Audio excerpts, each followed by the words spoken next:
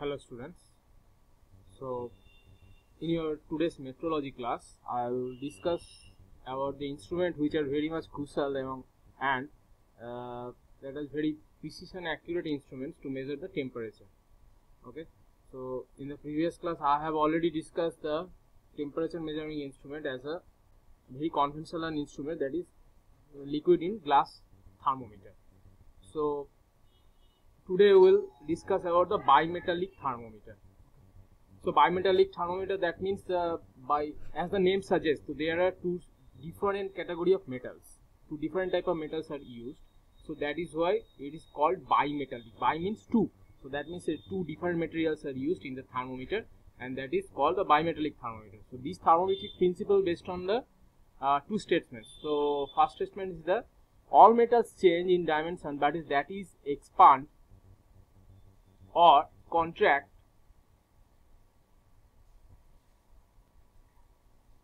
when there is a change in temperature. Okay, so that we know.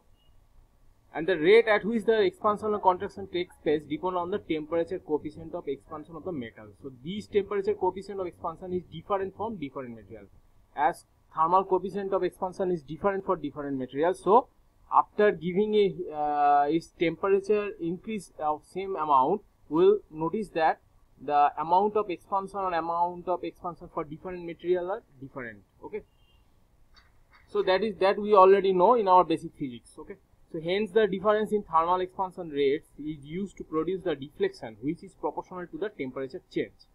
So that is why what happened due to change in temperature, change in length, and that means change in length means nothing but a deflection, and that amount of deflection which is proportional to the temperature change. Okay, so here we see this is the fixed end. Okay, this is the fixed end. This is something like a cantilever beam. This is the fixed end. Here is the temperature T0, and the upper plate having the coefficient of thermal expansion is K1, and below plate is the K2. Here we notice that K1 is greater than K2. So K1 is greater. Here we notice that K1, that means K2 is less than K1. Okay, so K2 is less than K1. So that means when the same amount of temperature we increase, so what will happen? As the K1 is high, so the deflection of the first upper metal will be higher. So that means the bending of the upper metallic part will be more. So this thing happens here. So here we see after changing the temperature, the upper plate deviates more. Okay, so this is the basic principle. So construction working, the bimetallic thermometer consists of a bimetallic strip. A bimetallic strip is made of two thin strips of metal which have different coefficient of thermal expansion. The two metal strips are joined together by brazing, welding or riveting, so that the relative motion between them is arrested. The bimetallic strip is in form of a cantilever beam. One end is fixed, that is why it behaves like a cantilever beam. So an increase in temperature will result in deflection of the free end of the stream as soon as diagram. Okay, so this deflection is linear and can be related to temperature change. Okay, so by measuring the deflection we can actually measure the how much amount of temperature changes has happened. Okay, so here the deflection is absolutely in linear form. That means it basically follow the straight line equation. So that is why the mathematical formulation will be easy to understand the value of the temperature change. Okay, now metal which are used in the bimetallic stage. So one metal is having the high temperature coefficient, another metal will be having the low temperature coefficient. The metals which can be used high temperature coefficient are something, examples are brass, or is a nickel iron alloy with chromium and manganese.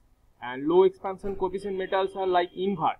So invert is basically alloy of nickel and iron. Okay, now you must remember these points carefully. Okay, these are the very important for objective type questions. And saline characteristic of this bimetallic thermometer, so it is basically inexpensive. That means it is commonly used wherever an industrial marker in glass thermometer can be employed.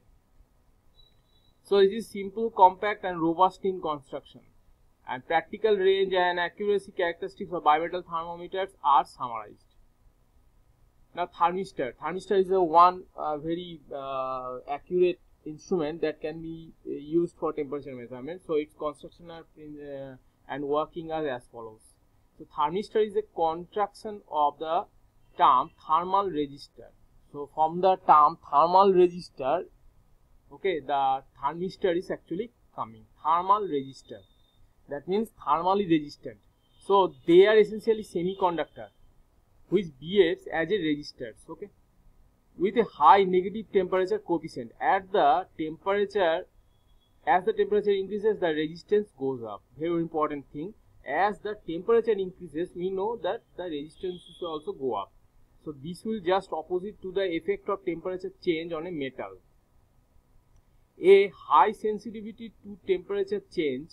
So what is high sensitivity? That means decrease in resistance as 6% for each 1 degree centigrade rise in temperature in some cases makes the thermistors, it's a decrease, that means it's a bracket, in between the bracket there is a called decrease, so that means it's basically an exceptional case. So high sensitivity of a temperature change make the thermistor extremely useful for precision temperature measurement, control and compensation in the temperature range of 100 degrees centigrade to 300 degrees centigrade. Okay.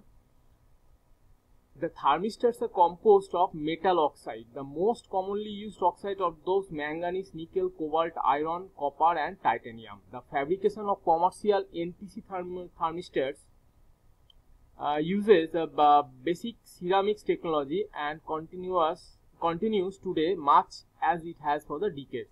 In the basic process, the mixture of two or more metal oxide powders are combined with suitable binder. Okay, are formed to desired geometry, dried and sintered and elevated temperature. Okay, it's almost like a powder metallurgical process. Okay, the manufacturing procedure of a thermistor is mentioned here in detail. So by varying the types of oxide used, their relative proportions, the sintering atmosphere and the sintering temperature, a wide range of resistivity, temperature coefficient characteristics can be obtained. Okay. So metallic surface contact thermistor include the following. So these are all about the parts. Okay, these are all about the different categories of a thermistor. So it may be a bead type, disc type, chip type, rod type and washer type. So all 6 types are here represented in a drawing. So this is the bead type. Okay, this is a metallic type, this is the disc type. Here we see one form, here we see rod type, here is something like this filament of the glass. Okay, so these are all about the 6 categories of thermistors. These are represented in the drawing. So thermistor here very important. The main fundamental idea of thermistor working is that, as we know, the temperature goes up, the resistance of a metal also goes up. Also there are some exceptional cases, but most of the metals, when we increase the temperature, the resistance of a metal, the thermal resistance of a metal will also be increased. Okay, okay, just go through this study material.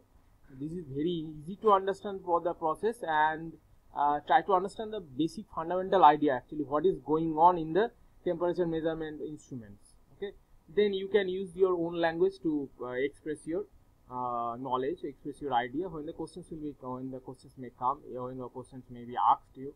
Okay, so the fundamental idea you should have the clear, and then you can use your own language. Okay, so just go through this. Thank you.